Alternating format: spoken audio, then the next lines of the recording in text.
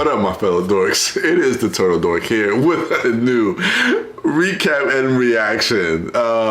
Good thing you didn't see this heated debate that me and Disco had right before we got on camera, trying to figure out who's gonna be on the Iron Throne. I ain't trying to figure out shit. We in season 4, so we got a long way to go.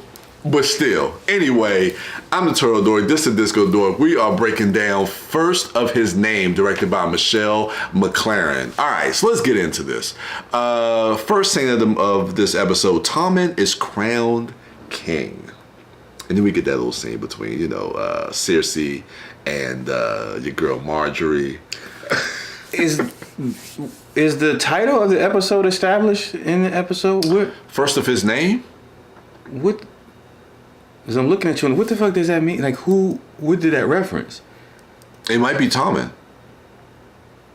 He's first king, because they did reference. Someone did say Tommen the First. I forget who it was, but I think it's in reference to him becoming king. I think that maybe was reference to.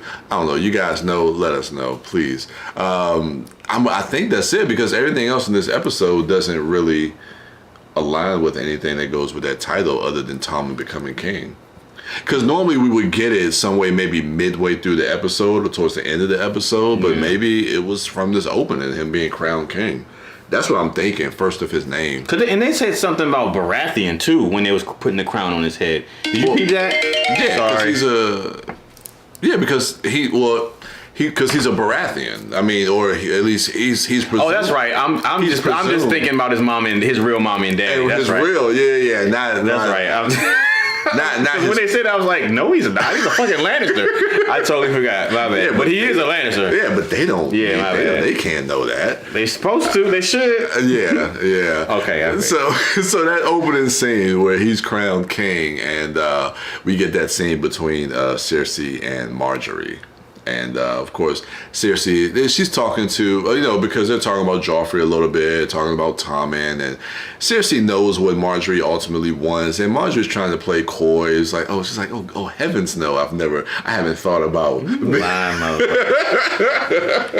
don't know, man. I thought that was. I don't even understand. Like, Marjorie has so much poise. Like, I don't even understand how she could entertain a conversation with Cersei. Like, when you see Cersei's face, I don't even understand like how Cersei pushes herself, like, cause first of all, like you act like you can't stand her. Like, why even go over there to her?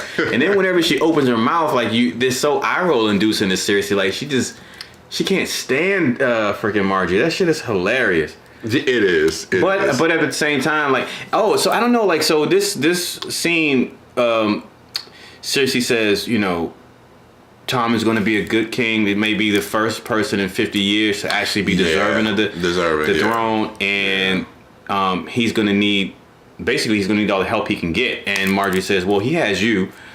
But Cersei says, he's going to need more than that. More than that, yeah. And implying that, Marjorie, you're going to have to help him out. Yeah. So this is also...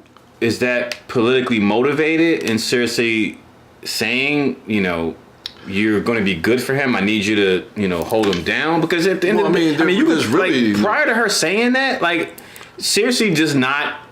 She stood in front of her when she was making Google eyes at him. So it's like she didn't even want her looking at him. So.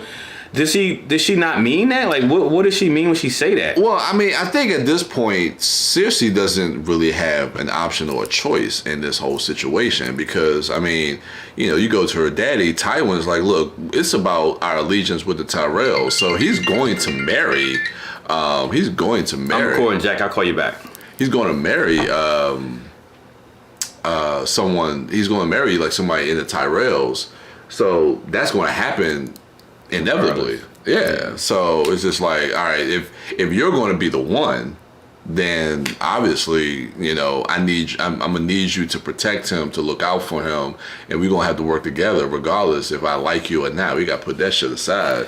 I guess I'm thinking because it's everything in between, like right now and ultimately what happens between Cersei and Marjorie. Yeah. Everything in the middle to me is like a blur. I do remember like the Sparrow stuff and Marjorie being in prison and her brother being in prison. Like everything in there outside of that is a blur to me. So I'm only seeing this conversation like, yo, he's gonna need you. And then I'm seeing like her blowing her ass up, and so I'm trying to figure out like what happened in between that. Then we get to Dany and her small council when she finds out that Joffrey has been killed, and really the big takeaway from this scene is the end when she has a conversation with Jorah, basically about all the people at Slaver's Bay and how they've been re-enslaved over at Astapor and Yunkai, because now she's freed those slaves and she's gone on to the next city where she's in Moraine now, that these places, these capitals, these cities have been re-enslaved by people there, and she's asking for the counsel. She's asking for the advice from Jorah. Okay, what should I do? You know, you advised me at Karth, and you made the right decision. And what should I do? And he's saying like, look, you need to leave this behind and move towards Westeros if you really want to become queen. And then she says, look, I don't understand how I could be seen as a queen, or how people are going to respect me, if I can't, or the ruler of 7 kingdoms. Yeah, to be the ruler of 7 kingdoms if I can't even rule or free Slaver's Bay. And I don't know. Again, I mean, we got Dany at this fork in the road. You know, at this cross where she has to decide. Okay, what am I going to do? And I don't know, I just thought that was interesting for her character. Yeah, it brings to mind, like when, like as a military and world superpower, when we look at what's going on in like a Middle Eastern country, and then we become involved, and when we overthrow the Taliban out of a village or ISIS or whatever, and then you can't just pick up and leave. Okay. We took care of the problem. You're good. You're free right now.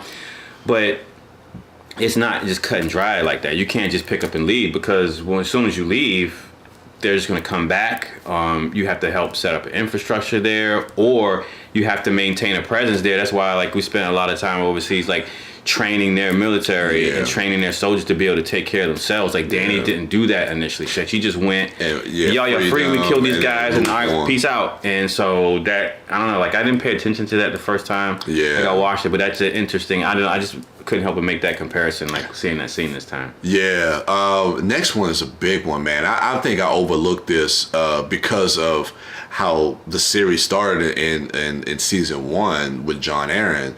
But talk a little bit about Baelish and Lysa at the Eyrie. Yeah. So Sansa and Baelish arrive at the Eyrie. Now this scene, I really want to talk about that moment between Lysa and Baelish, where we kind of learn that all this shit has started. This war between the Lannisters and the Starks and everything that has preceded that really started here with fucking Baelish.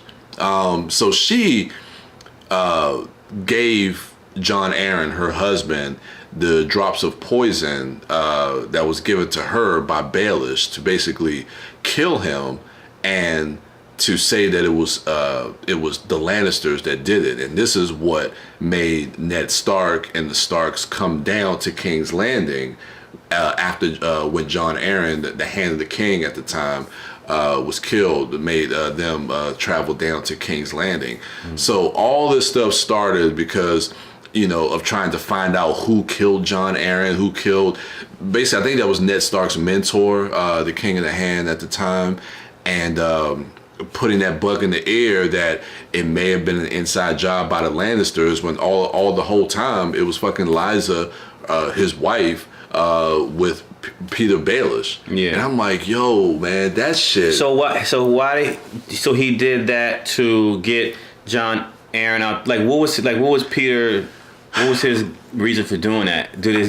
does they say it in this scene, or is it revealed later in the series? It might be revealed later in the series. I just know that he was the one that kind of initiated this whole thing. So maybe he did it.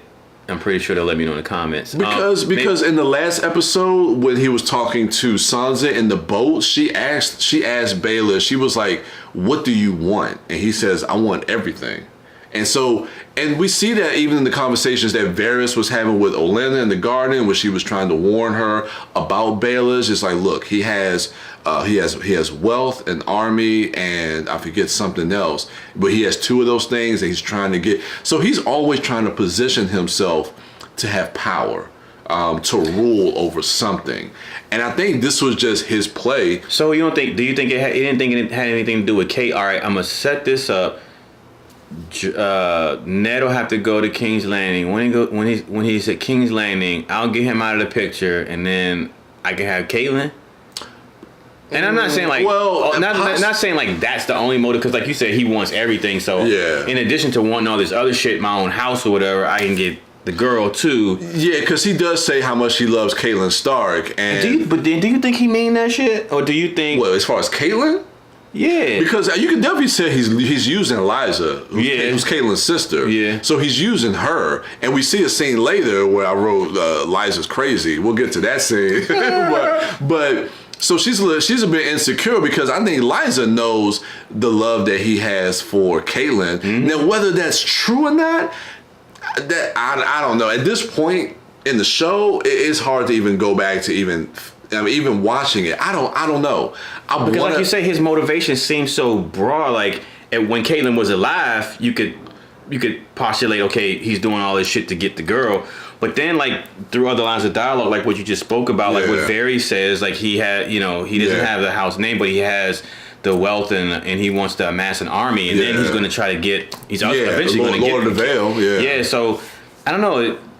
I guess it is true. He wants everything. He wants it's not just Caitlyn, but all this other shit. And I think this scene reveals that with what he did to put all this shit in motion. Yeah. So all this shit. I mean, outside of Daenerys, who is on that journey with her dragons onto the King's Landing, but all that shit that's happening at King's Landing, the war between everybody, that shit initiated with fucking Baelish. At least that's the way I'm seeing it, and it's revealed here, which is fucking crazy, man. Like the fact that he was responsible for Jon Arryn's death. I don't know, man. That shit is wild. So Cersei and Tywin, when they're talking, so we get a little bit of information of the fact that, Tywin, he loved his name, but they broke. Yeah. So they've been mining for gold. And they haven't been in 3 years. In 3 years, and that's the thing. They haven't had any gold for 3 years, so they basically have been borrowing money from the Iron Bank that, of course, has to be paid back. And I don't know. I just thought that was interesting to get a little bit more insight into this whole thing. As far as like we know, wars cost money, and seeing that they have this tremendous debt that's owed to the Iron Bank from Braavos. Because up until this admission right here, like the connotation as it relates to the Lannister name is like they're of wealth. They have money. They have so much money that they can pay back. They can pay back their debts or whatever. Like they always pay back their debts. But yeah, like I guess they're broke. And that's why they have to. And that's why he's so. Eager for this alliance with the Tyrells, and he wants to join these houses because the Tyrells are wealthy. I mean, pretty much every other house. I mean, Tyrells, Dorne. I mean, they're all wealthy, and I mean, his allegiance with the Tyrells is we see now why he's so hell bent on making sure this shit works out, because there's also a financial responsibility to that. He spent all that money on them badass outfits he be wearing. Ooh, it he do fresh. He do look good in them outfits. Arya and the Hound, her list. So it's a short little scene where they're trying to get some rest. Man, yeah. This scene, man, because it's so her list is growing. And the Hound's trying to get some sleep. Like, come on, man, like hurry up. like say all these different things because she's added Walter Frey. She's added. She's added some more people on there. The Mountains on there now. Barrick. Barrick Dondarrion. And I wonder why Barrick was on the list because maybe the fact that he didn't kill the hound. Yeah, I think so. Damn, so she just putting everybody. But also, didn't they have something to do with Gendry being sold off? Going away with the red that's woman? right. Yeah, that's right. Because she has the Red Woman, Thoros of Mears, Beric Dondarrion. Her list is growing. Walter Frey. I don't know, man. I thought it was interesting because I like this dynamic between the Hound and Sansa, Arya, so many names. But we also get to see Arya and that, like you said before, she's on her path, she's on her journey, and nothing's going to take her off of that. Like, she was on this journey with Gendry and Hot Pie stayed behind, Gendry got taken away. She's still moving forward, and she wants to get she wants revenge. She wants to get the Bravos. She's on that journey, and this is a scene that definitely, even though she's with the Hound, on this road now, she doesn't lose sight of that. And the reason why I like watching this scene this time struck me was because,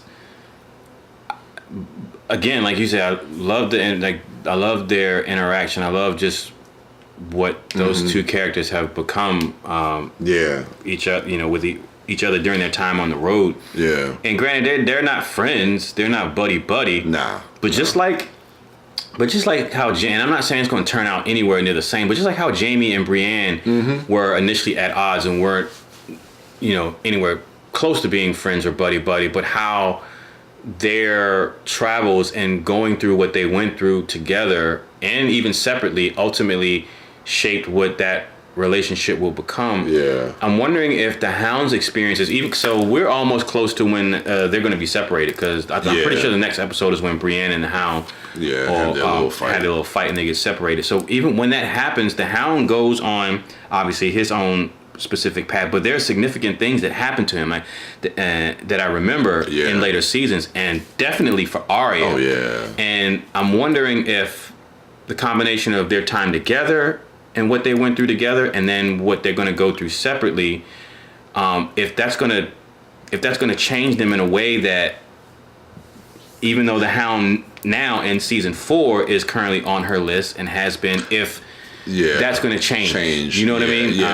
Moving forward, like when we see her next season, right? Because granted, she has gone to Bravo. She's become, very adept at killing and stuff like that. But she's also been reunited with her sister, and I have to think that that's going to change her in some way. And also, I'm assuming that she's going to meet up with Jon again. And everyone else. So I'm wondering if that will play a part in an additional growth of that character, or if it's just gonna, or she's still gonna stay on that path and actually can complete and check off every name on that list. It's gonna be interesting to see that, and that's gonna be an interesting reunion between the two of them and how that plays out. Which either way it goes. I mean, whether if she does kind of reconcile with her own vengeance towards him specifically, or if she just stays the course, and how that would end for the Hound, if it ends for the Hound. That was interesting, a very, very interesting scene to kind of dissect. Liza's crazy, man. So I got Liza's crazy, man. Yo, but there was some gangster shit going on in that scene. Oh, with her and Sansa? There was some gangster shit. I'll let you start. Talk about it, man, because he's basically with Sansa. It starts off good, and I forget how she gets to that point where she's talking to Sansa. That bitch just snaps. She just goes left. Yeah, she's like holding her hands, and then she's talking all this shit about Baelish. It's like, her insecurities kick in. Was this shit like, because then she's talking about her sister Caitlyn, because she knows how Baelish felt for her, and then so it starts off a lighthearted conversation. So she brings Sansa some food, and sweets, and she remarks how Caitlyn used to she used to always eat sweets and how she was fat. Yeah, she used to get fat. And Sansa remarks that really, like, she never used to let me eat sweets before eating a proper meal. Like, she would always, make me eat good food first. And she barely let me have sweets. And then the conversation turned to Peter and how, he risked his life to get you here, and and at this point, like you said, she's holding Sansa's hands. Yeah. And Sansa, she says something like really harmless. Something about he really cares about your safety, and Sansa says, "Oh, I know," and she says either I know, or she's about to say the reason why she thinks Peter looked out for her was because. Well, she says it because he loves you and he cares about you or whatever. But then she was getting very self-conscious, and she was like, why does he care so much about you? Like, why does he care so much for your safety? And Sansa was like, what?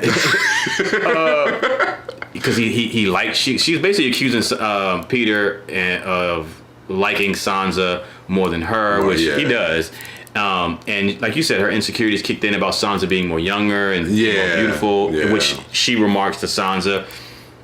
And Sansa, she's freaked out because this conversation was going good until you just took this shit over here. I know. And Sansa starts tearing up, but then like the lady gets like really angry and almost violent with her, and Sansa just, I'm sorry, like he never, he always talked about you and he doesn't like me. He says I'm a stupid girl and how I'm not good at anything and I'm blah, blah, blah, blah, blah, and all this other shit. And that right there was Sansa playing the game. Like, he never talked to her like that. Oh yeah, Peter never said that to her. Yeah, but to get this lady to chill out, or whatever, she has to do what she has to say something. And the way that she sold that, though, like that was playing a game. Like she put on this crying, panicky, please, no, he doesn't really care about me, whatever. But I think she really was panicking. I think she was scared, but at the same time, like, she knew what she had to do. She knew what she had to say. Like Sansa, like she knew she had to lie. Which plays into the last episode where when Peter has homeboy shot in the face with the arrow. His question to her was, "What did I tell you back when you in King's Landing?" And we're all liars. We're all liars, right? Yeah. So knowing in season 7 what happens to Peter, and that that Sansa has been listening to everything, every bit of advice that Peter has given her. She took all that shit into account to even get her to that point where she can get the one up on Peter in season 7 and have his fucking throat slit. Well, it's, for me, I'm seeing glimpses of it right now. I'm seeing glimpses of it right now. So when I saw it this time, I'm like, oh shit, like, she, game recognized game. She peeped game, like, so she's using it right now. And so I don't know. I thought that was really cool to see her pull that card out to diffuse the situation. And granted, is nothing grand, whatever, but just to get this situation under control, like she does it right here, and I think that was cool. So that was a really good scene. Another quick scene too, going back to Arya and the Hound. So I guess that next morning when they wake up, we see that Arya is training with Needle, with her sword, and then the Hound comes around and he's kind of making fun of her. It's like, look, what are you doing? And she says, it's I'm dancing. I forget what she calls it. Water dancing. Water dancing. And he's like, water dancing. He's like, look, you're gonna get killed that way. And so he's kind of mocking her a little bit, and she's got the moves that Syrio taught her from season 1. And I like seeing that callback and seeing how the character of Syrio lives on through Arya, and that she never loses these teachings that she gets from all the people that she runs into and that have been a part of her life. But I don't know, I just thought that scene was really, really kind of interesting to see that. Just, again, like, how that relationship is between the two of them, and just the Hound as a character towards Arya, and seeing her like practicing. How does that scene end? He knocks her on the ground. He smacks her, and I forget what he says, because he takes Needle, but then he hands it back to her. But I forget what he said. But I know he smacked her to the ground because she stabs him in the chest, but it hits his plate. Yeah. And then he smacks her to the ground. I can't remember what he said to her. But it could be something in reference to like what we were saying about when they ran into that father-daughter and just like how the world is, you know. And again, these are things I think, whether good or bad or how Arya takes it, these are things that she's going to take with her to kind of shape who she's definitely going to come to understand those teachings. She's going to definitely come to understand, and like kind of like when you're young and your parents tell you shit and you're like, what are you talking about? Yeah, but then when you get older, you find yourself giving that same advice to other people and go, oh damn, like I get it. Yep. They were right. Yep. So and we definitely know Sansa is going to become well aware of how the world truly works, because like Arya, because she's gonna have to adapt, and she is gonna adapt. Oh yeah, we definitely see that even where we are in the show now. Let's talk a little bit before we get to the last section of the story at Craster's Keep. I want to talk a little bit about Brienne and her warming up to Podrick. When they're kind of like they're resting. I think they're like a little campfire area, and she's trying to take her armor off, and she's just like, because she's like. She's an independent woman. She's very independent, because the scene earlier where they're riding through a horse and riding down the trail, and Podrick can't really ride the horse. It's just like, what are you doing? It's like, look, and again, we talk about people who are loyal. These two characters are probably two of the most loyal characters in the show. And he's like, look, I was given the oath to be your squire. She's like, I don't need a squire. And she was like, look, something of your oath, like you can go. I don't need you here. He was like, no, like I was ordered to be here, and I'm going to stay here. So when we get to that other scene, she says, like, you know, what did you do for Tyrion? And he goes on to say, I made food for him. I did all these different things for him, and like I killed someone. And oh no, she says, because he says, I brought him his food. I cleaned his plate. I cleaned his dishes. Yeah. I retrieved messages for him. I brought back responses. And she asked him, did you do anything combat related? Oh, combat related. It's like, okay, yeah. And then he mentions that he killed someone at Blackwater. And then, like, she looks up. She's like, oh, okay. It's like, so who did you kill? It's like, a Kingsguard. And he goes on to tell the story, as far as what happened at Blackwater, the battle at Blackwater, where he stabbed a Kingsguard in the back of the head with a spear. And I just like that moment where you kind of see that transition where, she kind of starts to warm up a little bit to Podrick, and I feel like that happened because she was sympathetic towards Podrick, because seeing him attempt to ride a horse and fail, hearing what his duties were for Tyrion, non-combat related, and then when he admits to killing that guy during the Battle of Blackwater, she sees how it hurts him and it affects him when he's even talking about that. And I think she sympathizes with him, because initially, before that conversation even happened, when they first opened that scene and they're around the campfire, she's sitting down, she's going to remove her armor, and he goes to help her, and she's like, what are you doing? And he's like, I'm going to help you get your armor off. She's like, I've gone years taking my own armor off. So when she talks to him when he reveals that story about what happened, and she sees how the combat related incident affects him traumatically, she said she allows him to help do normal squirely duties. And you see how immediately he was like, oh, okay, and he got up and he assisted her, and I ain't gonna say he felt better, but it took his mind off of that and allowed him to do something that he was good at and he doesn't mind doing. Because that thing that he did with Tyrion, like, he did it to save Tyrion's life, but you can see how he still deals with that. So I feel like, and it just goes a long way to show, like, because I mean, not that it needed to be shown again, but look at, as far as Brienne being a sympathetic and empathetic character, someone able to show empathy. Look at her, how her relationship transpired with Jaime. If you could have sympathy and empathy for that guy, then it really does say something about your character, and it just reinforces that, I think. Let's get to the end with Craster. There's a lot going on at Craster's Keep. So so Locke is going ahead of the rest of the crows that Jon is with to, I guess, do a little bit of recon and some intel and see what's going on. And so we know that Bran Mira, Jojen, and Hodor are locked up, and Summer is put away, and so we come back. They, Locke lets them know. So then they get on the attack against Carl and Rast. That's the Crybaby character that I call him, Crybaby.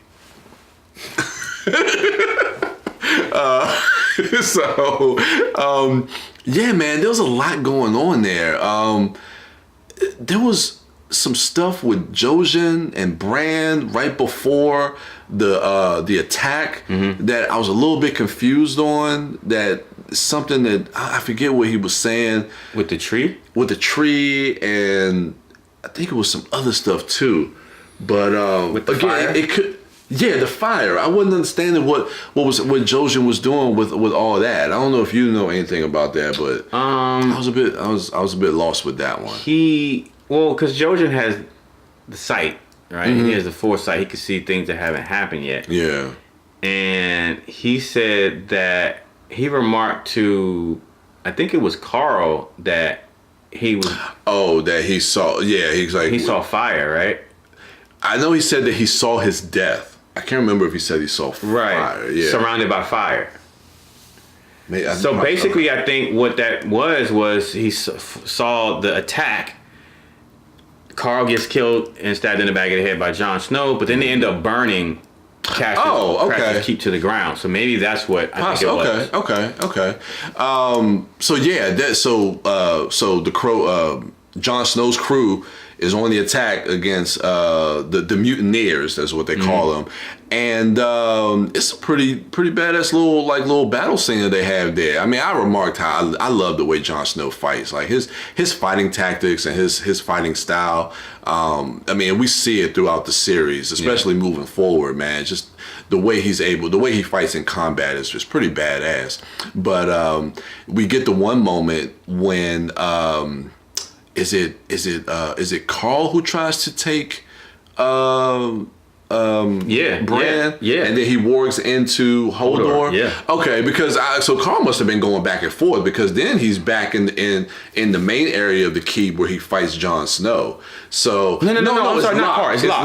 It's Locke. That's right. My bad. I was getting them confused. Okay, so Locke comes in, sees that Bran is there. He takes Bran over his shoulder. Then he wargs into Hodor. So then after that, Hodor fucking gets unchained. He becomes breaker of chains, and then there's a little fight between them outside.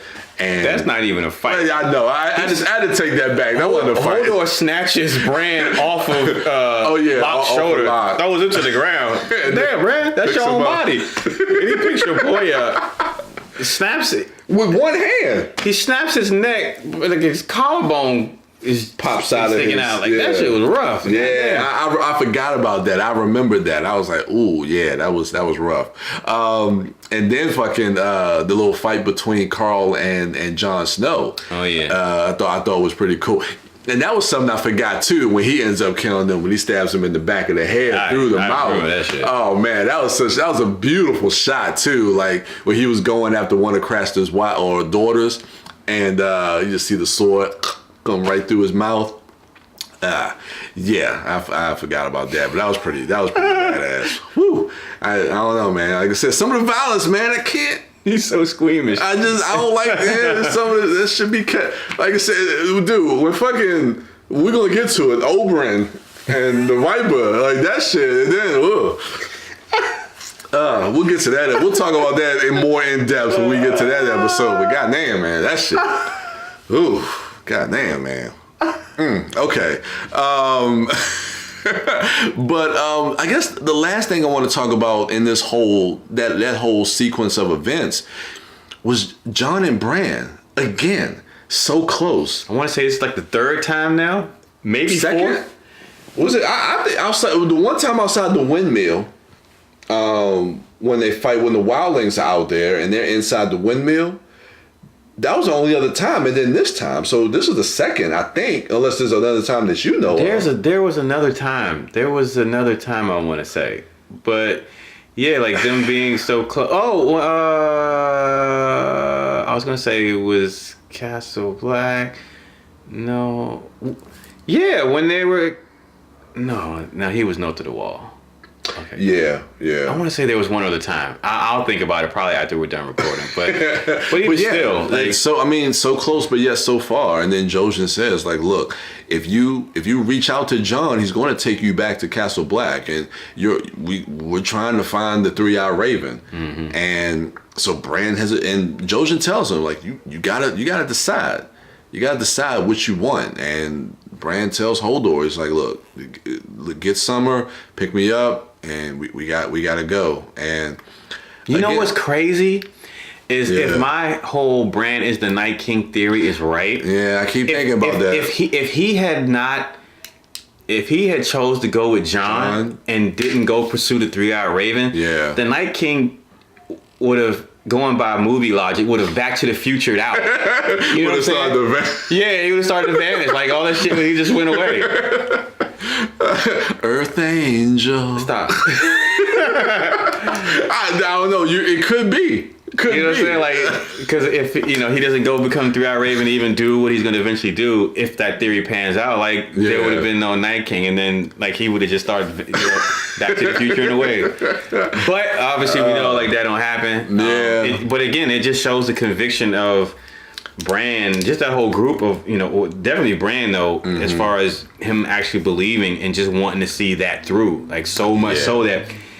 You see, he's right there. You look like before the windmill. He didn't know. Well, no, I think he did because he warged through Ghost or one of the direwolves, and he saw Jon out there. Yeah. But this time, he literally sees Jon with his own eyes and could literally call out to him. Yeah. And it's God, man. It's one of those things where you already know how it's gonna play out, but you feel like you want to just change the course of the show by saying just turn around, Jon. Look, he's right there. I know. Yeah. Oh man, that was just so rough. But then they end up burning Craster's place down, like you said, the fire, and that's how this episode ends. So another good episode, man. First of his name, directed by Michelle MacLaren. She's directed the last two episodes, really strong episodes. She's really putting her stamp on this series, and this is episode 5, so we're halfway there. Yeah. I'm excited, man. I'm trying to get along, man, because I really want to get to watch this on the wall. It's so funny because like That's this season. Yeah, it's the penultimate episode 9. So When is the Mountain and Oberyn fight? Is that their same episode? No, it's this season, but I don't know if it's the penultimate or the season finale. But no, it can't be the season finale because, well, spoiler alert, you guys have seen this. When Tyrion kills Tywin, that has to be coming up soon because all this stuff happened. So it has. I think it happens in the penultimate episode because Oberyn obviously loses the fight. So Tyrion is in the dungeon waiting for his. That's the oh shit moment. Yeah, But I thought, oh no, I'm tripping. That's right, because the trial by combat is for Joffrey's death. Right. That's right. And then maybe he kills Tywin in the season finale, and then that's when he flees King's Landing. Yeah. And then he runs into Jorah and all that other stuff in season 5. All right, so we're moving along, man. Halfway through the season, it's going to be second half is really going to ramp up. So I'm excited for some of the stuff that we're going to be seeing. The heads crush, and and Tywin getting the spoiler alert. Anyway, let us know what you thought of this episode in the comments below. Remember to rate, like, subscribe, and share. And check out our other dorks at MouthDork, at WB Dash, at Sidewalk Siren. Check out the podcast at ItModcast. And as always, follow myself, the Turtle Dork, at the Turtle Dork, and this guy at the Disco Dork. And with that, we are out of here.